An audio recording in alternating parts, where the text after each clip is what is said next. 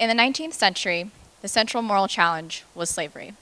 In the 20th century, it was the battle against totalitarianism.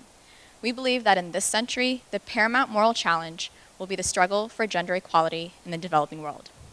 Now, we already heard a presentation before about the issues that deal with gender equity here in the United States, but in certain parts of the world, it's a lot harder for half of the population to be a part of making a difference and making an impact on their communities and the society as a whole. Now, what are these problems that they face? Well, this past year, I read a book called Half the Sky, Turning Oppression into Opportunity for Women Worldwide, a book by Nicholas Kristof and Cheryl Woodun. And this book really introduced me into the issue of gender in the developing world and how important it is to involve girls and women in breaking the cycle of poverty. Now, there's a lot of issues that girls and women have to face, and obviously I won't be able to tackle all of them in this presentation, but what's important is that we begin to start having this conversation and talking about why those obstacles exist and what we can do about it. Now, women make up 70% of those living in extreme poverty worldwide. 96 million girls in the developing world are illiterate. By the year 2016, an estimated 165 million girls will be married by the age of 18. And now, adolescent girls, why are they so important? Because at that critical age, once they reach maturity, they are more likely to be pulled out of school, to be married off, or sold into sexual slavery in order to support their family who's going through economic crisis as they are living in impoverished situations.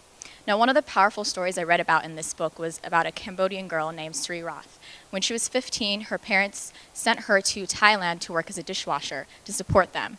But the job agent that was supposed to be taking her to a Thai restaurant ended up handing her over to gangsters who worked at a Malaysian brothel. Now, the brothel boss there forced her to pay off her debt by having sex with customers 7 days a week, 15 hours a day.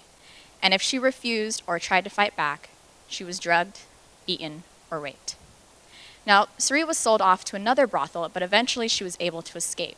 And she sought aid from a group that ended up giving her $400 to start to buy her own cart and work as a street peddler on the border between Cambodia and Thailand. With her life as a new businesswoman, Sri was able to make money, invest in her merchandise, and support her family. Later on, she eventually married, had a kid, and started saving for his education. Now, what happened to Sri may sound like good luck and a nice story, but it's actually the effect of something powerful called the girl effect, which is a powerful social and economic change when girls are given the opportunity to participate. And it has the ability to transform them and their societies. Why? Well, women, as we know, are already doing a majority of the informal work in their economy, but they're not being compensated. However, a 2009 study by the Center for Global Development says that if girls were given the chance to be educated, they would give their societies the highest return of investment. Now, how does this work? Well, there's obviously a lot of complex factors that go into dealing with gender in the developing countries, a lot of different cultural and tribal, traditional, political factors. But that doesn't mean we can't do something about it. What's important is that we start having this conversation now, girls and boys, men and women, because this affects all of us. Now, an educated girl will be able to make more money and invest more back into her family. She's also more likely to raise educated children. An educated girl also will have access to information about health, be able to know more about her rights and her body, and can reduce infant mortality rates. An educated girl truly has power, and this can be used as leverage against her families, turning her in for sexual slavery or marrying her off, because now they see her not as a burden, but as a valuable member in society. Now, there are a lot of organizations that have realized the important and critical role girls and women play.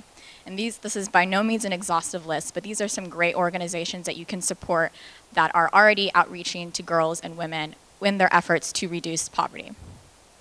This is what the UN Foundation says is essential in the drive to achieve social justice, eliminate poverty, prevent foreseeable humanitarian crises, and stabilize population. A girl. It sounds crazy, but it works. Now, what else can we do? We need to stop looking at girls as victims and as passive participants in society, and instead as the world's greatest source of untapped potential. They are the ones that are the leaders of the next generation. They are the mothers, and we need to start giving them that responsibility to lead their own communities and listen to what they have to say, because oftentimes they are the ones who have the answers, not us. If you want to get in touch with me and be a part of the Girl Effect, you can reach me via Twitter or by email. I'm an ASU student on the Tempe campus, and if you want to join, I'm starting a club next year that's going to be dedicated to this cause, and I need all the help I can get. As Nicholas Kristof said in his book, the plight of girls is no more a tragedy than an opportunity, and women are not the problem. They are the solution. So I hope you see that envisioning a brighter future, we need to include everybody. Thank you.